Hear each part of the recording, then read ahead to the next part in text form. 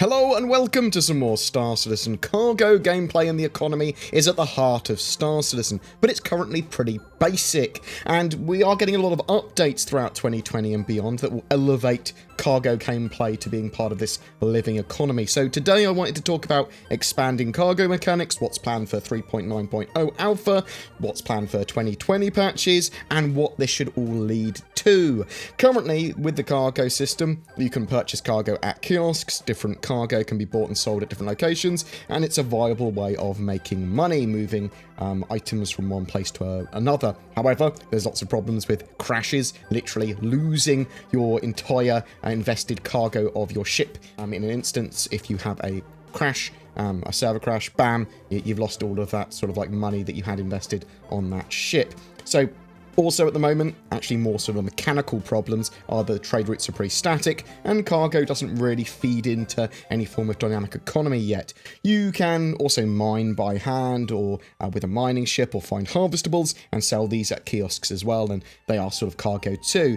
For 3.9, we are getting chained cargo missions, so this has you just taking a package from one location to another, and then in that location or nearby getting another package to take to another location, and then another one, or whatever. So 3 or more sort of packages in a chain to take. So some lots of time invested sort of cargo mission type stuff there. And you get rewards for each of those packages that you would deliver, and then a bonus for completing all of those deliveries.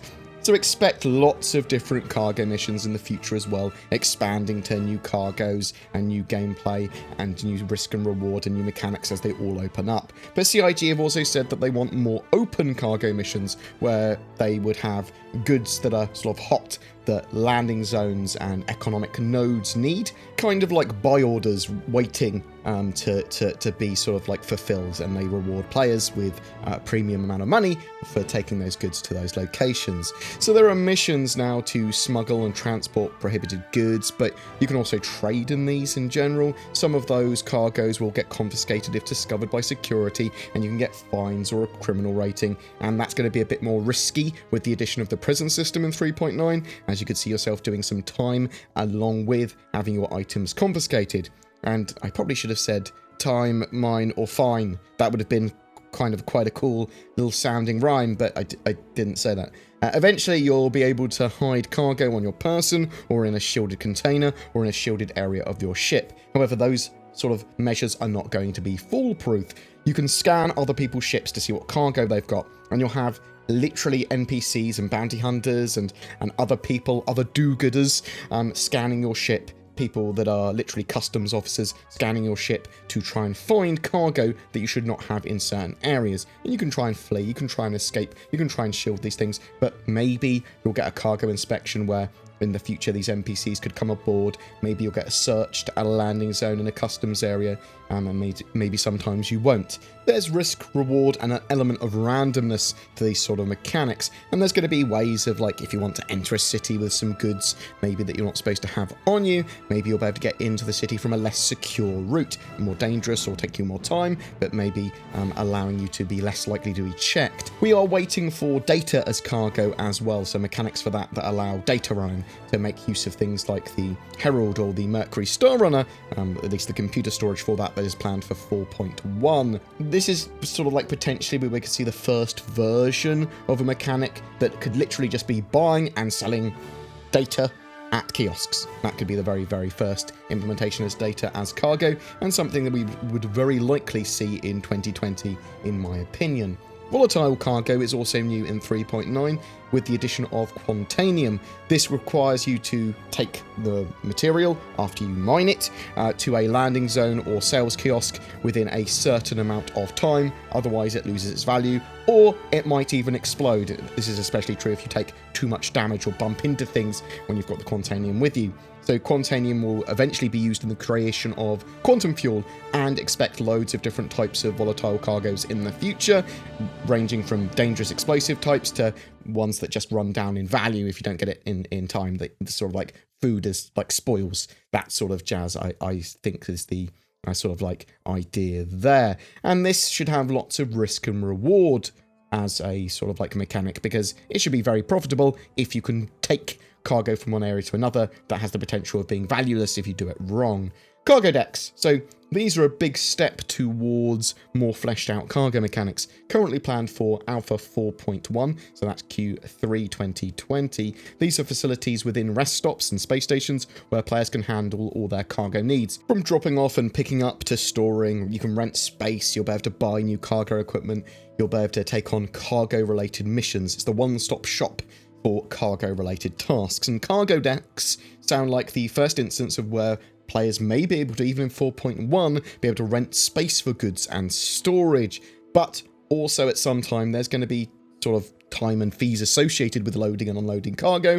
This was in fact planned for, I believe, 3.9, but it was removed from the roadmap for at least the short term. We should hopefully see it back in the roadmap for 2020. We know that building out more facilities and rooms for space stations to allow for more focused cargo stations and refineries. Volatile cargo and minables, for example, might only be sellable because, you know, especially in the case of dangerous cargoes, they should only be sellable at refineries or areas that are sort of like marked for them. They go, well, take these dangerous materials to somewhere that deals with dangerous materials. And then if you took some minables to a refinery, you might be able to pay a fee and wait a certain amount of time to have those minables refined into a different sort of more refined material, which you could then sell, or you would move around more easily, something like that. Eventually, the plan is to have physicalized hangars and habs, and this will allow players to have various forms of items stored there.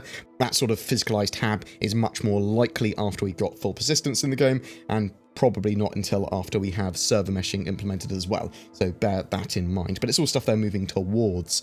There are more varying cargo types on NPC ships planned for 3.9 as well, so you're going to have more variety in sort of like crates and boxes and loot that NPC ships can drop, and they actually will all have, or at least lots of them will have, loot to drop. So you blow an NPC ship up, it may very well have lootables inside, and that will be different types of loot.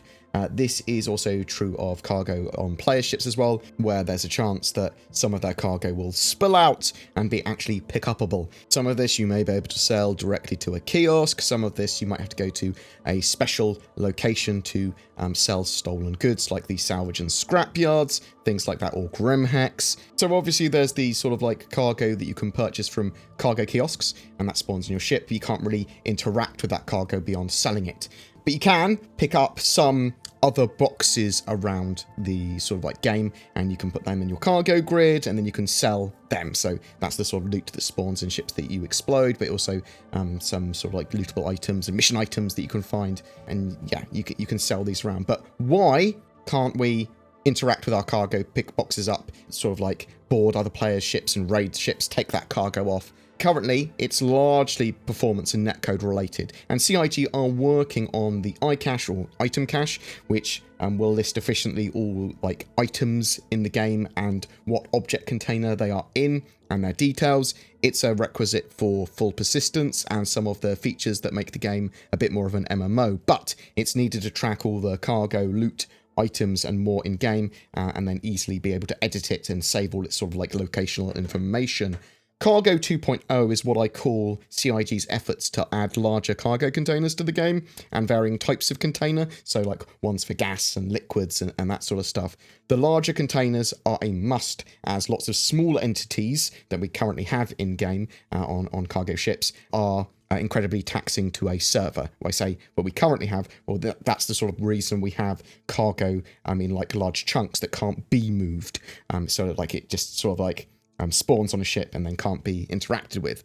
Larger containers are more efficient, and basically they allow the servers not to grind to a halt when a load of cargo ships are blown up or something. You don't want all this like loot constantly spilling out, but you do want all of the loot to be interactable with, and that's the thing. They need a load of server tech here. They need a load of ways of tracking these entities in a much better state. Moreover, to this plan, they want to eventually allow crates and boxes to hold individual functional items that you could potentially put in there by hand. You could also have like a box of rifles and then open the crate up, grab one, use it, and then put it back in the crate. And then those crates and items that you put in your cargo hold and crates in the cargo hold will then be able to be sold at kiosks and be detected dictated by the sort of like cargo grid on the ship. We have a personal commodity inventory, which is a step towards a full inventory system, full physical inventory system. You will have to store stuff in your ship, in boxes, in lockers, or on your character, or in cargo holds, in habs or hangars or cargo decks, but you won't have a magic bag of holding. You'll have to be at the equipment's location to put it on or pick it up. And that's going to be a huge change to the way players move around the verse and how they interact with the verse. We know that CIG want you to be able to be pretty hands-on with moving cargo. You're literally about to pick up and move cargo boxes to quite a high degree, placing them on your ships. We've obviously got that at the moment with quite small cargo containers, but they recently teased the gravity multi-tool attachment, and this is going to allow players to move boxes and items more easily, as well as allowing the movement of items that were previously too big to move. This is, I suppose, sort of like a small-scale tractor beam, and in the future we are going to have larger-scale tractor beams for ships, allowing the movement of cargo between ships, and even like towing and the support of other ships, and moving ships out of sort of atmosphere and things like that. Moreover, to sort of like the boarding and raiding mechanics, the ability to disable ships is needed, and this will come with physical components in the future. Having ship systems be individually targetable and destroyable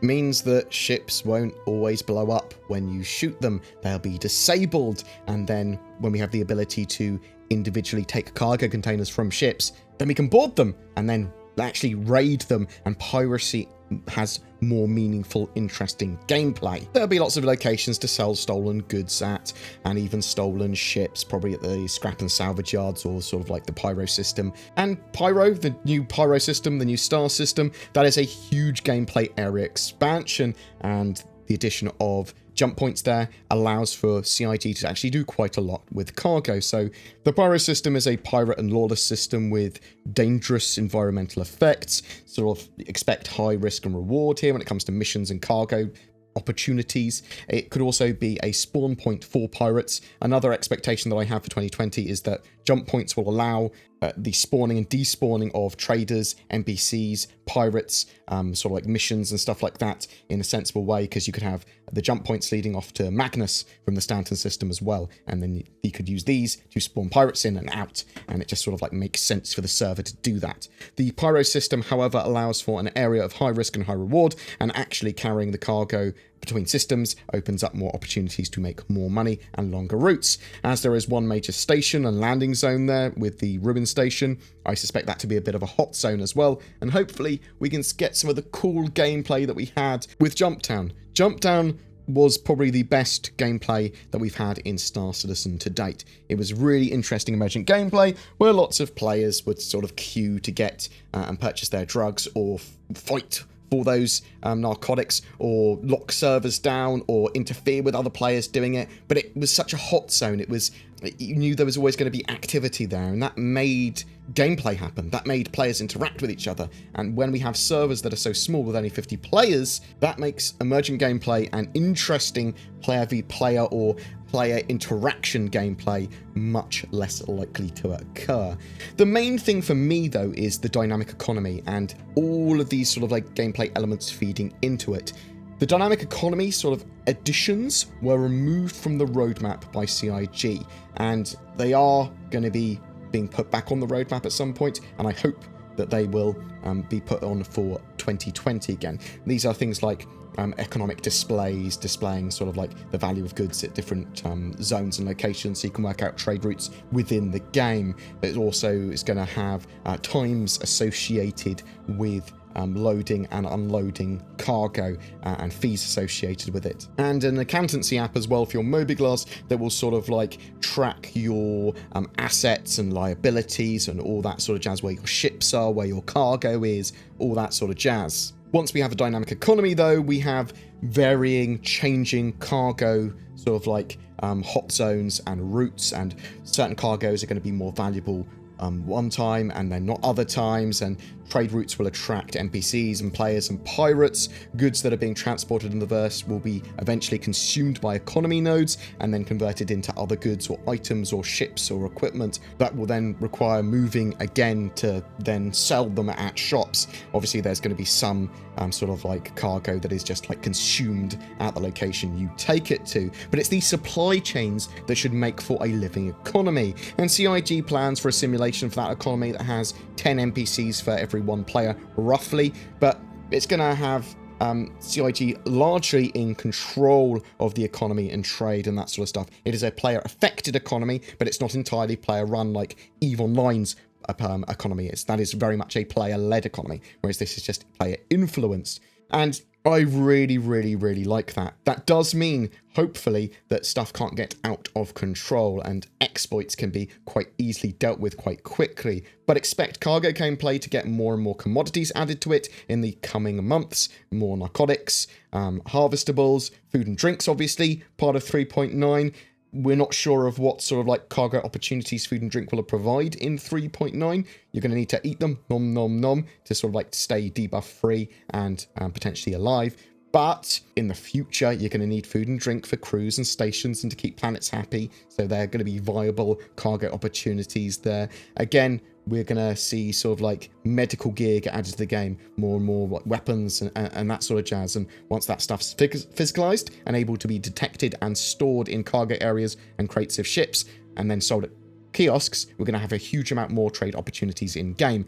Even just the general additions of more players on servers or more gameplay loops, it's all adds to cargo gameplay and reasons for players to interact with it. Everyone needs to purchase items to restock and refill their ships, and those items need to exist in those locations to be purchasable in the first place. And that's sort of it for what we've got planned for some of the cargo gameplay in the near future. I think we should see a good portion of what we talked about during 2020, at least in its early iterations, but trade, cargo, and looting are just so important to Star Citizen. I mean, there's lots more economy stuff, which is also important, which is, well, I mean, it's related to cargo. I suppose it's all related to cargo, even player-to-player transactions and being able to like auction house things, and there's lots of stuff that might happen in Star Citizen. That how do we sell items from one player to another?